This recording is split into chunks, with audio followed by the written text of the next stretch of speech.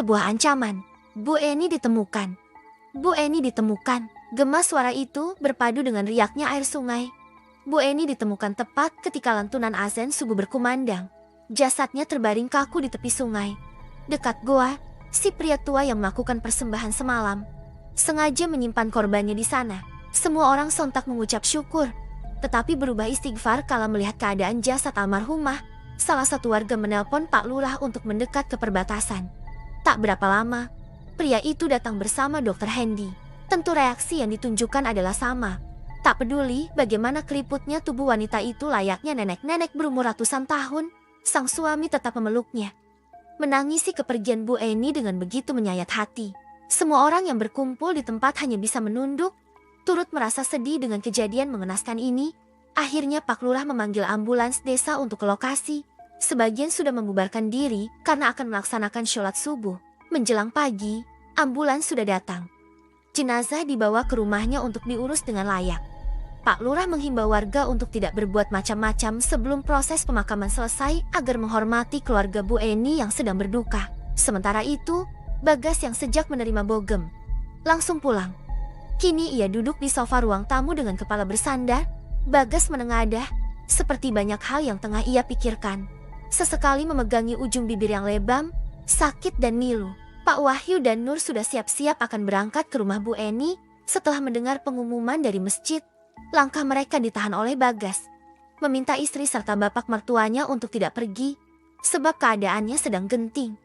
Bagas tidak ingin keduanya jadi bulan-bulanan warga. Secara perlahan, ia menjelaskan pada Pak Wahyu keadaan di luar seperti apa. Warga menyalahkan keluarga Pak Wahyu sebagai dalang di balik kejadian ini. Lebih tepatnya, Pak Wahyu sedang mencari tumbal untuk kesembuhan Nilam. Astagfirullah, kenapa mereka sampai berpikiran seperti itu, Gas? Tanya Pak Wahyu dengan wajah tampak kesal. Sepertinya ada yang mendengar obrolan Bapak sama Mbak Karsun kemarin. Tapi dia tidak mendengar sepenuhnya. Terka Bagas. Kejadian ini memang sedikit nyambung dengan obrolan mereka.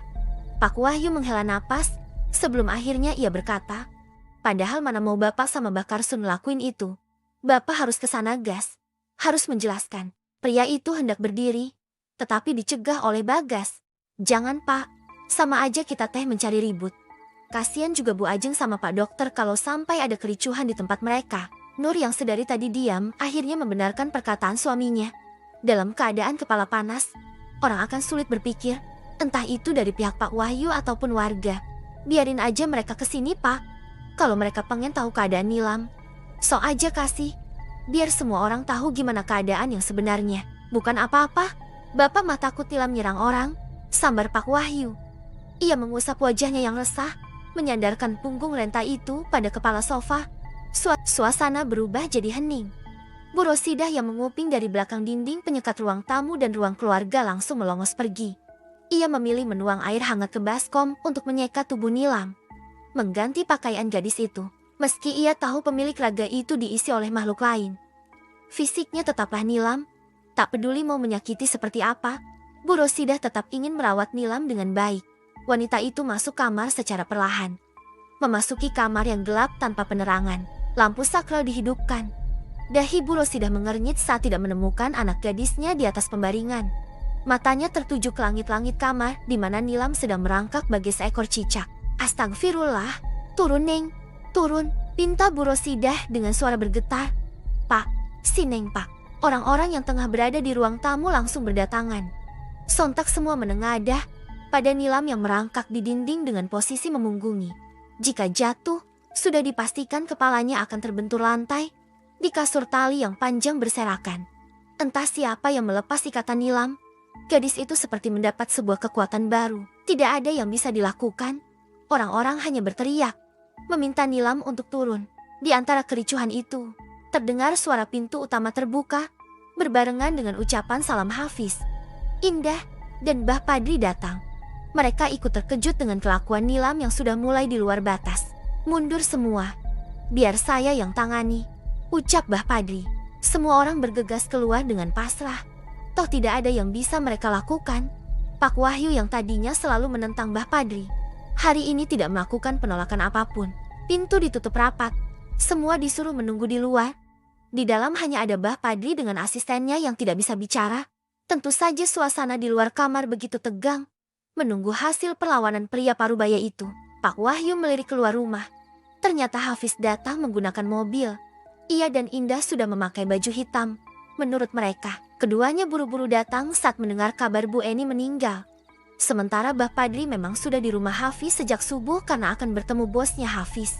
Sambil melayat almarhumah, Bah Padri juga ingin mengecek keadaan Nilam. Sayangnya, mereka belum ke rumah duka. Tetapi sudah disambut oleh kejadian ini.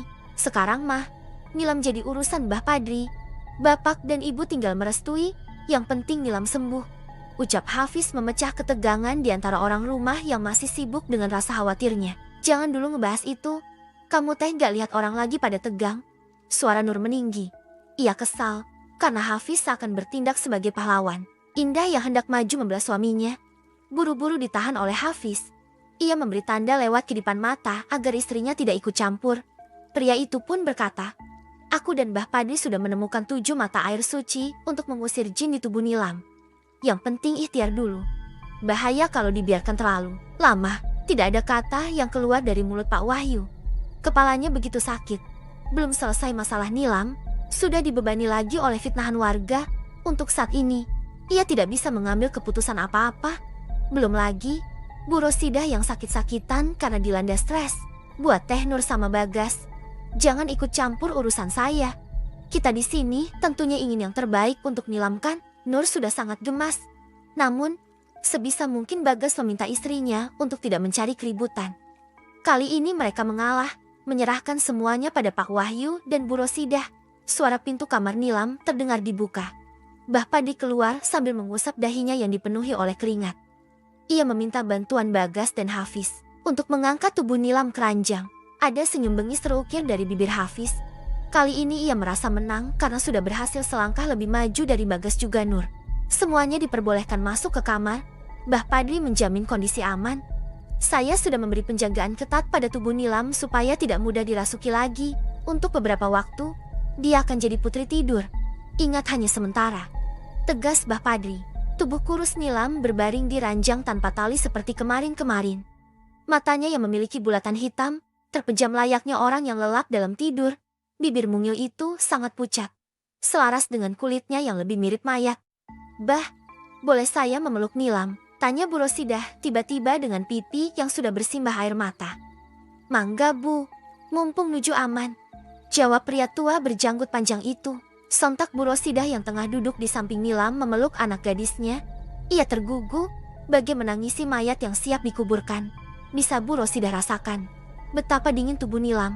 2 anak perempuan yang lainnya ikut meneteskan air mata. Mereka berdiri di belakang sang ibu sambil mengusap punggungnya. "Kalau kalian setuju, nanti malam Nilam akan saya bawa ke suatu tempat untuk dimandikan. Bagaimana?" tanya Bah Padri.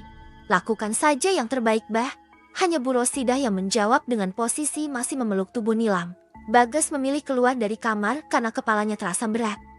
Lelah fisik, ditambah tadi malam tidak tidur, membuat wajahnya begitu lesu. Belum lagi pekerjaan di kebun yang terbengkalai. Untung saja ada orang yang bisa menggantikan untuk sementara waktu.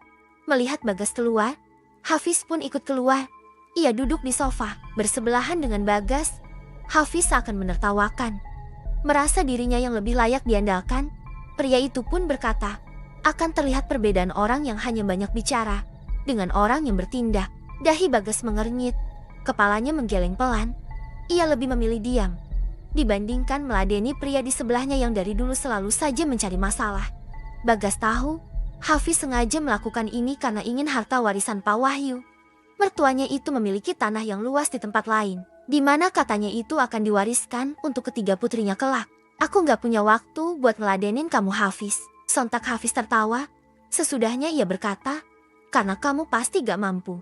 Merasa kesal, Bagas langsung menarik kerah ke meja suami adik iparnya itu. Mata Bagas melotot, rahangnya menegas. "Ingat Hafiz, aku dan Nur punya semua rahasia kamu, yang bahkan Indah saja tidak tahu.